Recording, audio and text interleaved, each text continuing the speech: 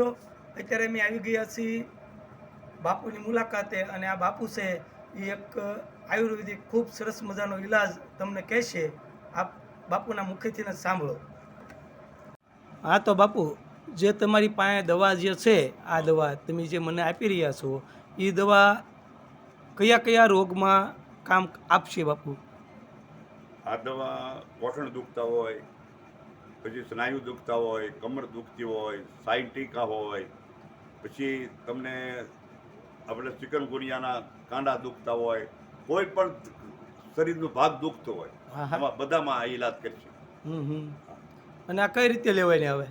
આને લેવાની સવારમાં ખાધા પહેલા 1 કલાકે નયણે મોઢે લેવાની ગરમ પાણીમાં, અને સાંજે ખાધ્યા પછી 1 ચમચી, ખાધ્યા પછી અડધો કલાકે લેવાની, અને કઠોળ ને એ વસ્તુ નહીં ખાવાની. આ કેટલો સમય લેવી પડે? હવે આ સમય તો આપણે 3-4 મહિનાનો, 5 મહિનાનો કોર્સ તો કરવો પડે. આ જૂનવાણી દવા દર્દ હોય, દેશી દવા છે, જૂનવાણી રોગ હોય બધા. પણ આમાંનું રિઝલ્ટ તો 15 દિવસમાં આવવા મળે ખરું? રિઝલ્ટ તમને 7-8 દિવસમાં દવા ખાવ એટલે તમને અનુભવ થવા મળે કે અમને થોડોક રાહત થવા મળી છે.